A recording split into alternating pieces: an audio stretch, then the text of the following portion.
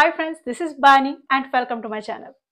বন্ধুরা, আজকে আমি তোমাদের ভোকাবুলারিটা একটু স্ট্রং করার জন্য কিছু দারুণ ওয়ার্ডস নিয়ে এসেছি। এই ওয়ার্ডগুলোর ব্যবহার জানলে তোমরা খুব সুন্দর ইংরেজি বলতে পারবে, একটু অ্যাডভান্সড ইংরেজি বলতে পারবে। কারণ আজকের ওয়ার্ডগুলো একটু অ্যাডভান্সড। দেখো, তোমাদের কনভারসেশনটাকে একটু উন্নত করার জন্য, একটু ইমপ্রুভ করার জন্য এই ওয়ার্ডগুলোর ব্যবহার জানা সত্যিই দরকার। তোমরা প্রায়ই এই ওয়ার্ডগুলোর সম্মুখীন হয়ে থাকবে। দেখো, আজকের প্রত্যেকটা ওয়ার্ড প্রচন্ড ইউজফুল আর একটু অ্যাডভান্সড। তো প্রত্যেকটা ওয়ার্ডকে খুব মন দিয়ে দেখো। সেন্টেন্সে আমরা এগুলোকে ঠিক কোন অর্থে ব্যবহার করতে পারি আর কিভাবে ব্যবহার করতে পারি। তো আজকের ভিডিওটা কিন্তু প্রচন্ড ইম্পর্টেন্ট। তোমরা কোথাও যাবে না, আমার সাথে ভিডিওটা একদম শেষ পর্যন্ত থাকবে। যারা চ্যানেলে নতুন অর্থাৎ প্রথম আমার ভিডিও দেখছো তারা প্লিজ চ্যানেলটাকে সাবস্ক্রাইব করে নিও, তাহলে যখনই আমি ভিডিও আপলোড করব তোমরা নোটিফিকেশন পেয়ে যাবে। তো আর দেরি না করে চলো শুরু করা যাক আজকের ভিডিও। আজকে সবার আগে আমরা যে ওয়ার্ডটা দেখবো সেটা হলো মিনিট। আমরা সবাই জানি মিনিট হলো আ ইউনিট অফ টাইম, কিন্তু মিনিটকে আমরা অন্য অর্থেও সেন্টেন্সে ব্যবহার করতে পারি। সেটা হলো অত্যন্ত ক্ষুদ্র, অত্যন্ত ছোট, এক্সট্রিমলি স্মল। এরকম অর্থে আমরা সেন্টেন্সে এই ওয়ার্ডটাকে ব্যবহার করতে পারি একটা অ্যাডজেক্টিভ হিসাবে। সেন্টেন্স দেখো, সেন্টেন্সে আমরা এই ওয়ার্ডটাকে কি করে ব্যবহার করছি। একটা অতি ক্ষুদ্র পোকা টেবিলের ওপর হাঁটছিল। দেখো, ইনসেক্টের হাঁটাটাকে আমরা ক্রাউলিং বলে থাকি। তো এখানে আমরা ক্রাউলিং এর ব্যবহার সেন্টেন্সে করব, এই ওয়ার্ডটার ব্যবহার সেন্টেন্সে করব। এখানে আমরা ওয়াকিং বলবো না। তো সেন্টেন্সটা কি হবে? A minute insect was crawling on the table. A minute insect was crawling on the table. আরেকটা এক্সাম্পল দেখো, বাঁধে একটা অতি ক্ষুদ্র ফাটলও বিপজ্জনক হতে পারে। বা আমরা এটাও বলতে পারি, বাঁধে একটা অতি ক্ষুদ্র ফাটল বিপজ্জনক হতে পারে। A minute crack in the dam can be dangerous. A minute crack in the dam can be dangerous. আরেকটা এক্সাম্পল দেখো, তার জুতোর মধ্যে একটা অতি ক্ষুদ্র নুড়ি আটকে গিয়েছিল। সেন্টেন্সটা কি হবে? A minute pebble got stuck in his shoe.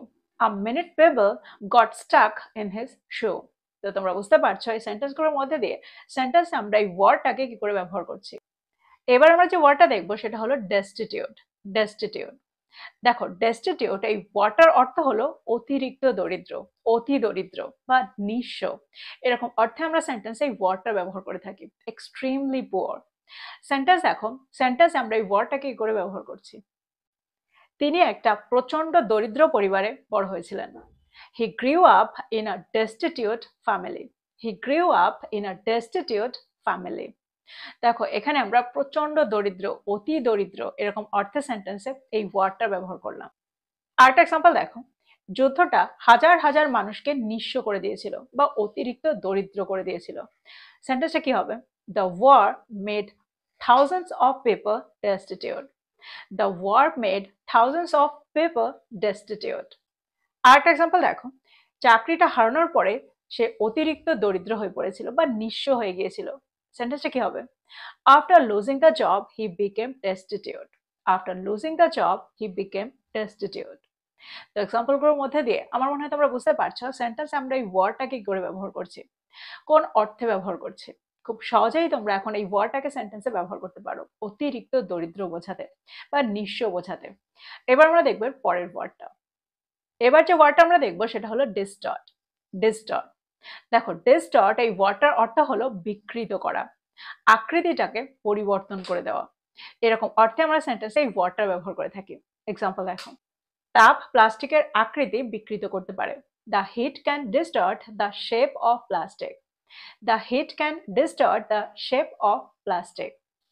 আরেকটা এক্সাম্পল দেখো, কিছু সিনেমা ঐতিহাসিক ঘটনাগুলোকে বিকৃত করে দেয়। Some movies distort the historical events. Some movies distort the historical events. আরেকটা এক্সাম্পল দেখো, কিছু রাজনীতিবিদ তাদের সুবিধার জন্য প্রকৃত ঘটনাটাকে বিকৃত করে দেয়। Some politicians distort the facts for their benefit. Some politicians distort the facts for their benefit. তো এক্সাম্পলগুলোর মধ্যে দিয়ে এই ওয়ার্ডটাকে তোমরা বুঝতে পারবে সেন্টেন্স আমরা ডিস্টর্টকে ঠিক কোন অর্থে ব্যবহার করছি। এবার যে ওয়ার্ডটা আমরা দেখবো সেটা হলো ইন্টারভেন। ইন্টারভেন, দেখো, ইন্টারভেন এই ওয়ার্ডটার অর্থ হলো হস্তক্ষেপ করা বা মাঝখানে প্রবেশ করা, মাঝখানে ঢুকে পড়া। এরকম অর্থে আমরা সেন্টেন্সে এই ওয়ার্ডটাকে ব্যবহার করে থাকি। এক্সাম্পল দেখো, পুলিশকে ঝগড়ায় হস্তক্ষেপ করতে হয়েছিল বা পুলিশকে তর্ক বিতর্কটার মধ্যে হস্তক্ষেপ করতে হয়েছিল। The police had to intervene in the argument. The police had to intervene in the argument. আরেকটা এক্সাম্পল দেখো, আমি হস্তক্ষেপ করতে চাইনি কিন্তু আমার আর কোনো উপায় ছিল না। I didn't want to intervene, but I had no choice. I didn't want to intervene, but I had no choice. যদি আমি বলি সে ঠিক সময়ে হস্তক্ষেপ করে সমস্যাটার সমাধান করেছিল, তাহলে সেন্টেন্সটা কি হবে? He intervened at the right time and solved the problem. He intervened at the right time and solved the problem. তো তোমরা বুঝতে পারছো ইন্টারভেন এই ওয়ার্ডটাকে আমরা কি করে ব্যবহার করছি। এই ওয়ার্ডটার সেকেন্ড ফর্ম ইন্টারভেন্ট আমরা এখানে ব্যবহার করেছি, যেহেতু সেন্টেন্সটা পাস্ট টেন্সে রয়েছে। এবার যে ওয়ার্ডটা আমরা দেখবো সেটা হলো এক্সট্যাটিক। এক্সট্যাটিক দেখো এই ওয়ার্ডটার অর্থ হলো অত্যন্ত আনন্দিত। এরকম অর্থে আমরা সেন্টেন্সে এক্সট্যাটিকের ব্যবহার করে থাকি। এক্সাম্পল দেখো, একটা পদোন্নতি পেয়ে তিনি অত্যন্ত আনন্দিত হয়েছিলেন, বা আমরা এভাবে বলতে পারি তিনি অত্যন্ত আনন্দিত হয়েছিলেন যখন তিনি একটা পদোন্নতি পেয়েছিলেন। সেন্টেন্সটা কি হবে? He was ecstatic when he got a promotion. He was ecstatic when he got a promotion. আরেকটা এক্সাম্পল দেখো, পুরস্কারটা পাওয়ার পরে তিনি অত্যন্ত আনন্দিত হয়েছিলেন। সেন্টেন্সটা কি হবে? He was ecstatic after receiving the award. He was ecstatic after receiving the award. যদি আমি বলি তার সাফল্যে তার বাবা মা অত্যন্ত খুশি হয়েছিলেন, বা তার সাফল্যে তার বাবা মা অত্যন্ত আনন্দিত হয়েছিলেন, তাহলে সেন্টেন্সটা কি হবে? His parents were ecstatic at his success. His parents were ecstatic at his success. তো আমার মনে হয় এই ওয়ার্ডটাকেও তোমরা বুঝতে পারলে সেন্টেন্সে আমরা কোন অর্থে এই ওয়ার্ডটাকে ব্যবহার করছি, এক্সট্যাটিককে ব্যবহার করছি। এবার আমরা দেখব পরের ওয়ার্ডটা।